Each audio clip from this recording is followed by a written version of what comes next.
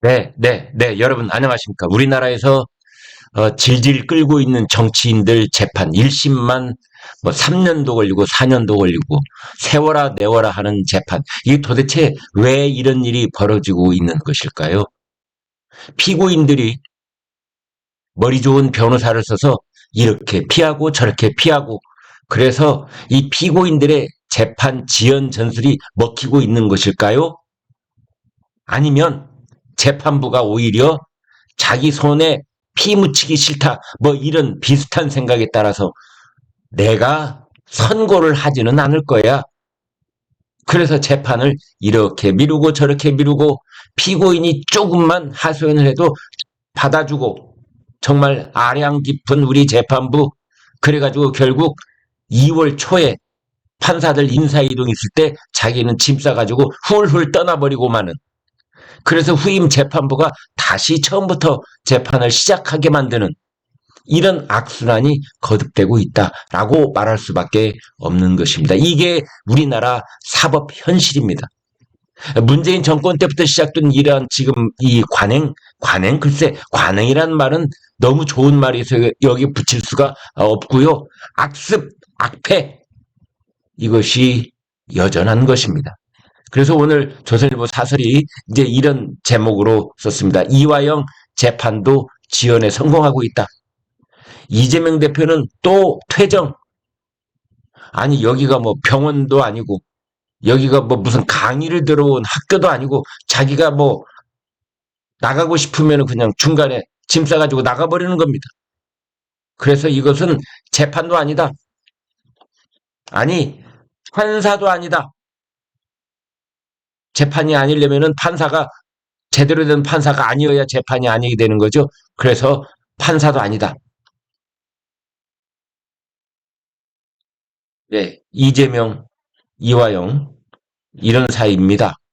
경기도지사, 경기도 평화부지사. 이화영은 이해찬 민주당 고문 쪽 사람이다라고 알려져 있죠. 그래서 이제 이재명을 오늘날 이재명으로 키워낸데 그 뒤에 사부, 멘토, 뭐 매우 적극적인 후원자가 있으니 그 사람이 이해찬. 최근에 뭐 둘이 만나가지고 점심 먹으면서 고견을 한참 들었다면서요, 이재명이. 이제 그 연결고리 역할을 했던 사람이 이화영 이렇게 돼 있습니다. 대북 사업에 총괄적인 책임을 졌던 사람 이화영. 쌍방울 불법 대북 송금 사건으로 기소가 돼서 15개월째 재판을 받아온 이화영 전 경기도 부지사에 대한 1심 선고가 다음 재판부로 미뤄질 가능성. 다음 재판부로 넘어가면은 그 재판부는 다시 출발선에서 시작하는 것이기 때문에 또 15개월이 걸릴지 또 20개월이 걸릴지 알 수 없는 겁니다. 이 사건 재판장인 수원지법 신진우 부장판사 2월 초 법원 인사 때 교체 대상입니다. 이제 이를 감안해서 검찰이 23일 재판에서 뭐라고 했느냐. 다음 기일에 변론을 종결하자. 그래서 선고할 수 있도록 하자. 했는데 재판부가 받아들이지 않았습니다. 이제 남은 절차라고 해봤자 이화영 쪽이 신청한 증인 1명 그리고 검찰과 변호인이 낸 서류 증거 뭐 이것만 하면은 끝나는 겁니다. 사실상 재판 절차가 거의 90% 이상 95%다 끝난 겁니다. 그래서 이제 검찰이 뭐라고 했느냐. 이거 하루에 다 끝낼 수 있는 것 아닙니까? 하루에 몰아서 끝냅시다. 재판부가 선고할 생각이 있으면 충분히 가능한 그런 일입니다. 그런데 한 번에 끝내지 않고 재판 기일을 2차례 잡은 겁니다. 아니야, 재판 2번은 더 열어야 돼. 그래서 선고를 사실상 다음 재판부로 넘긴 겁니다. 이번 사건, 이번만이 아니죠? 네, 이화영 여러분 기억이 생생하실 겁니다. 대북 송금을 이재명 대표에게 보고를 했다. 그래가지고 그때 한번 발칵 뒤집혔었죠. 검찰에 그렇게 진술을 했었습니다. 그러자 운동권 출신인 이화영의 그 부인이 법정에서 남편에게 정신 차려라! 라고 소리친 뒤에 변호인이 교체가 됐죠.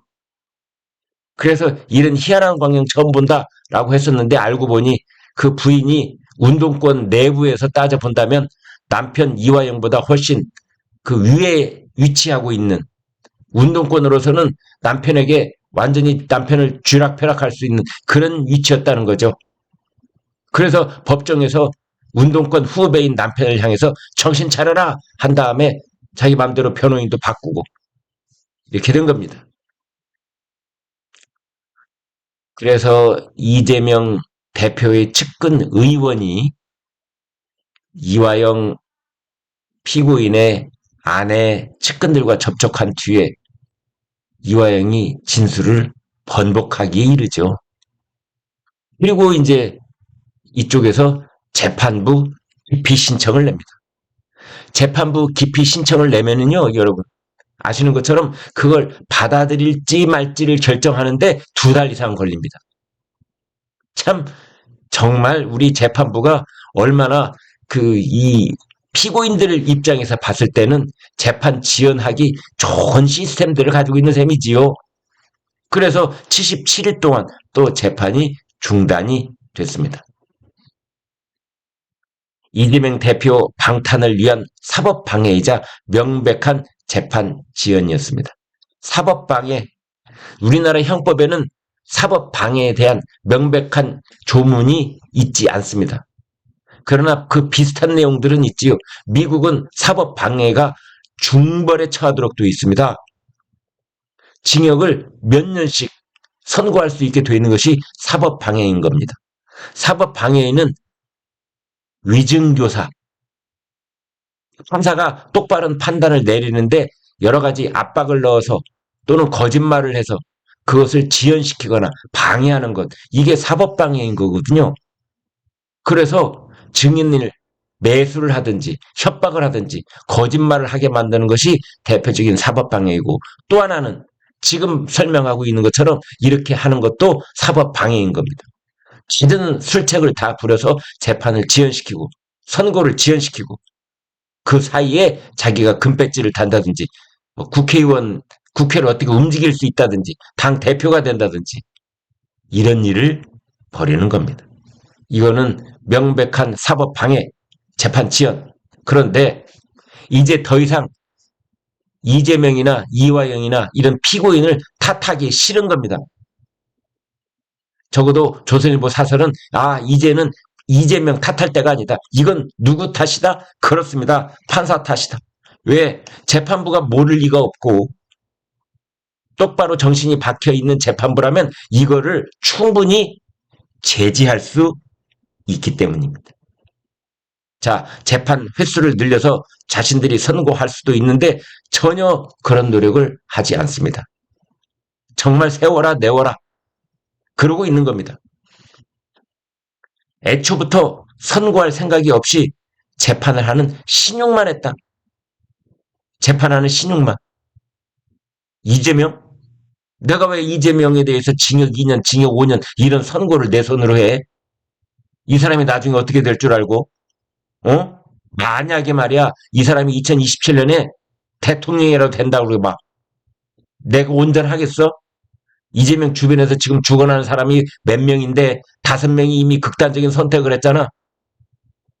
그래서 이재명에 반하는 그런 증언을 할 수 있는 사람들이 신변 보호를 요청하고 재판정에서 이재명 나가달라고 요청을 하고 그런 일들이 지금 줄이어 벌어지고 있잖아요. 거기에서 판사도 사람인지라 그런 부담감을 안고 되도록이면 정치인들이 관련된 선고를 늦추려고 하는 겁니다.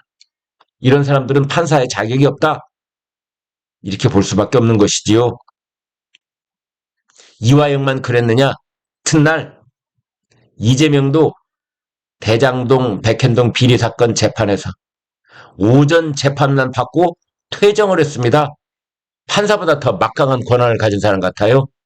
자기가 나오고 싶으면 나오고 나오기 싫으면 나가버리고 이런 일반 직장에서도요. 중간에 조퇴하려면 부장님 눈치 봐야 되고 차장님 눈치 봐야 되고 학교에서 조퇴하려면 선생님 허락받아야 되고 교무실도 왔다 갔다 해야 되고 나중에 건강진단 떼어가지고 와야 되고 이게 참 이런 일이 이재명 아니면 누구에게 가능하겠습니까? 건강상 힘들다. 그것을 받아들인 재판부도 이제 야속하다 이런 거죠. 서울중앙지법 김동연 부장판사가 이걸 받아준 겁니다. 물론 흉기 피습 이후 이재명 대표 건강 아직 정상이 아닐 수는 있습니다. 그런데 이재명 대표는 상습범입니다. 상습범. 작년에 단식했었잖아요. 그때 열린 재판 때는 앉아있기도 힘들다 이러면서 재판 일찍 끝내고 집에 가서 쉬는 줄 알았더니 국회로 쪼르르 가서 국회에서 표결에 참여하고 그랬잖아요. 그 진정성이 없는 겁니다. 앉아있기도 힘들다면서. 그래서 뭐 응급차라도 불러가지고 집에 가서 바로 침대에 누워서 요양할 것인가 이렇게 봤는데 그게 아니고 차 타고 바로 여의도에 가가지고 표결에 참여를 했지 않습니까? 선거법 위반 사건 재판에서는 국정감사 참여하기 때문에 재판에 못 나가겠습니다 했는데 나중에 알고 봤더니 국정감사장에 이재명 대표의 모습은 보이지 않았습니다. 이 사법부를 농락하는 겁니다. 그냥 사법부 판사를 손바닥에 올려놓고 공깃돌 가지고 놀듯이 하는 겁니다. 그런데 이런 것을 잘 알고 있을 판사들이 이번에도 또 오전 재판 마치고 아유 몸이 안 좋아서 가봐야 되겠어요 했더니 그것도 가라고 한 겁니다. 그러면서 한다는 말이 또 이러실 건 아니시죠? 이렇게 되묻는 게 판사가 하는 일의 전부였던 겁니다. 그러니 어떻게 국민들이 보시기에 우리 사법부를 신뢰할 수 있으며 이런 일을 보면서 장탄식을 하지 않을 수가 있는 겁니까? 참 이재명이 아니라면 판사가 그런 요구를 받아줬겠느냐 이런 말이 나오는 것이지요. 얼마 전에 이재명 대표 선거법 위반 사건 재판장 서울중앙지법 강규태 부장판사 재판을 16개월을 끌다가 선고를 하지 않고 사표를 내버렸습니다. 이때도 여론이 질타를 했었지요. 그런데 판사들 신문방송에서 그런 거 비난을 해봤자 눈 하나 깜짝 안 합니다. 그래 신문방송에서 떠들 사람은 떠들어라. 나는 떠난다. 나는 진보다리 쌌다. 나는 이제 변호사다. 나는 이제 인사 대상이야. 인사이동 하면은 다른 데로 갈 거다. 그러고 버티고 있는 겁니다. 복잡한 사건도 아닌데 보름에 한 번씩 그러니까 2주에 한 번, 보름에 한 번씩 재판을 끌다가 시간을 끌다가 도망치는 것이나 다름없다 이런 겁니다. 이제 15개월을 끌어온 이화영 사건 선고도 이제 또 미뤄지게 된 겁니다. 재판을 질질 끌다가 책임을 피하고 싶은 판사, 선고를 막으려는 피고인, 이 두 사람의 이해관계가 찰떡처럼 맞아떨어지는 겁니다. 그래서 이런 결과가 계속 반복적으로 나오고 있는 거고 이게 우리 사법부의 고질적인 악폐가 되어 있는 겁니다. 그래서 조선일보 사설의 결론 이건 판사도 아니고 재판도 아니다 라고 결론을 내릴 수밖에 없는 겁니다. 여기까지 하겠습니다.